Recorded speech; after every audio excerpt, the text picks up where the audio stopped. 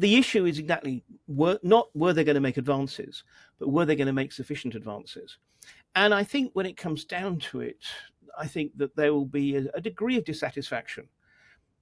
Pleasure that they have made further moves. They certainly are closing in on this key city or town of Chasiv, but dissatisfaction that they haven't done enough, because next year almost certainly it will be the Ukrainians who will have the initiative, and we'll see a Ukrainian counteroffensive. How will Putin be viewing events on the front line in Ukraine at the moment? I mean, Russia have made incremental gains throughout their summer offensive, but maybe not to the extent that they would have hoped earlier in the year, given the issues that Ukraine has had with its own mobilization and also delays in Western military aid. And the Russian casualty rate is still extremely high. How will he be viewing the situation? I mean, obviously, it's very difficult to try and kind of crawl into the dark recesses of Putin's own perceptions, especially because we don't really know just how honest and accurate the reporting that he's getting from his own people is. But generally speaking, I mean, what is clear is that, yes, the Russians have made advances through the year and continue to make advances and probably will continue. But then that was always going to be the case. This was always going to be the year when in some ways the Russians had the whip hand. They had more personnel to throw in. They had more artillery ammunition to be able to use. And the Ukrainians didn't yet have, for example, the F-16 fighters, which are just now beginning to come into service and so forth. So the issue is exactly not were they going to make advances, but were they going to make sufficient advances? And I think when it comes down to it, I think that there will be a degree of dissatisfaction. Pleasure that they have made further moves. They certainly are closing in on this key city or town of Chasiv, but dissatisfaction that they haven't done enough, because next year almost certainly it will be the Ukrainians who will have the initiative, and we'll see a Ukrainian counteroffensive. And so the question is that the Russians, can they hold on to what they've gained?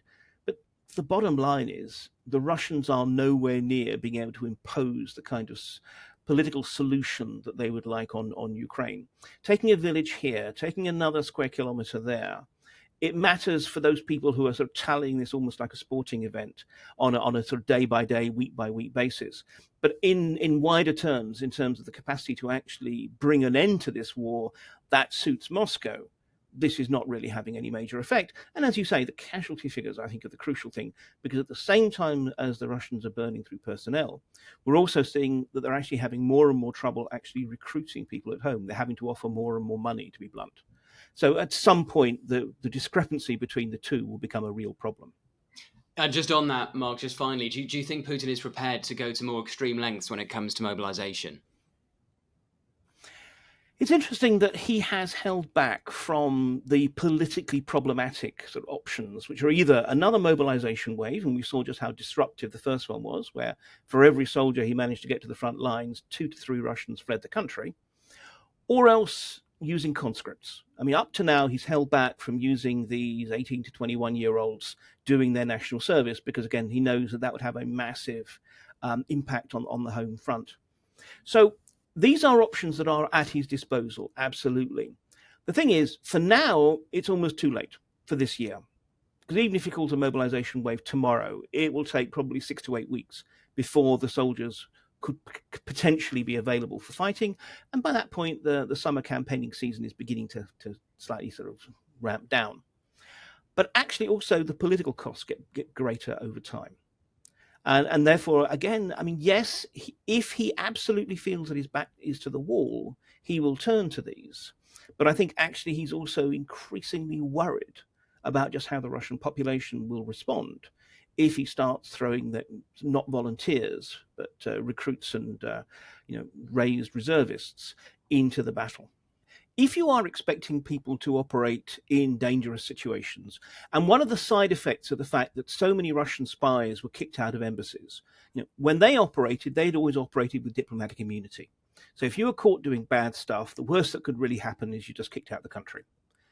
Now, though, without having to rely on them, they're using so-called illegals, people who are under what's called non-official cover. In other words, they're pretending to be business people or tourists or whatever else. When they get caught, they go to prison. And I think this is the key thing. It's that it's not about Krasikov himself. It's about, for the future generations of Krasikovs, they need to be reassured that if you get caught, don't worry, the motherland will not forget you. One way or the other, no matter how many hostages we have to take, we will get you back. And does that partly explain the way Putin has reacted to this prisoner swap? I mean, in a similar way to Biden and Harris being on the tarmac, welcoming Evan Gershkovich in Maryland last week, you had Vladimir Putin welcoming Vadim Krasikov, giving him a big hug, making a big play of his return. Yeah, absolutely. Of course, the interesting thing is this hasn't actually had massive amounts of coverage in the Russian media.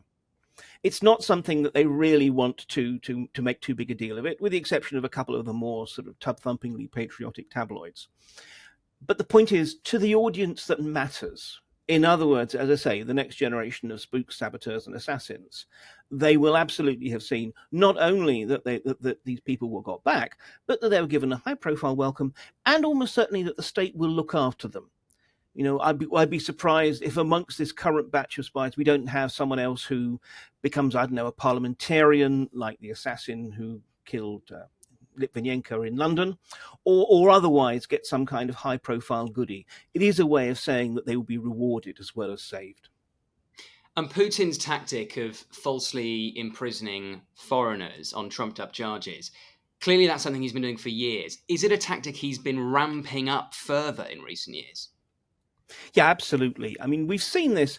And on the whole, the foreigners, I mean, there's obviously exceptions like Evan Gershkovich, but the foreigners who have been caught, they tend to actually have made some minor transgression of Russian law. But what Putin ensures is that not just a book, but a whole volume of encyclopedias is thrown at him, so that they end up going to prison in very, I think the usual euphemism is austere circumstances. And that makes them that much more of a hostage for negotiation. So look, we saw in the past, I mean, back in Soviet times, from time to time, there were occasions when individual journalists, tourists, or whatever were grabbed precisely for this purpose. But the scale and the blatant way in which it's being done, that is absolutely new and definitely is being ramped up, which makes it also a key thing to note. And I say this as someone who has been banned from Russia, so it wouldn't apply to me anyway. But nonetheless, you know, it is a dangerous time for Westerners to be heading to Russia. There was a lot of speculation that this deal originally was intended to include Alexei Navalny being released and returned to presumably Germany. Does the fact that obviously he died a few months back in that Russian prison before this deal could be completed suggest that Putin simply couldn't have stomached that? That Putin's ego couldn't have stomached seeing his arch opponent released? Yeah, this is a tricky one because, look, there's no question but that Putin is responsible for Navalny's death. The question is whether it was an actual direct killing, kill this guy now, or whether it was just simply that he was put in conditions in which his body, already weakened by the various poisonings at the hand of Putin's agents, actually just could not survive, and he died of natural causes, but in deeply unnatural circumstances. Now, my suspicion is actually it's the latter. And I think in this case, look, Navalny was probably being dangled as a way of trying to get the West to release Krasikov, because that was clearly Putin's primary objective. Whether he ultimately would have gone ahead with that swap, I don't know. A classic Russian approach is the bait and switch, that you start the negotiations by offering something good to get the other side engaged and excited by the prospect. And then at the last minute you say, no, for whatever reasons, we can't actually also swap Navalny.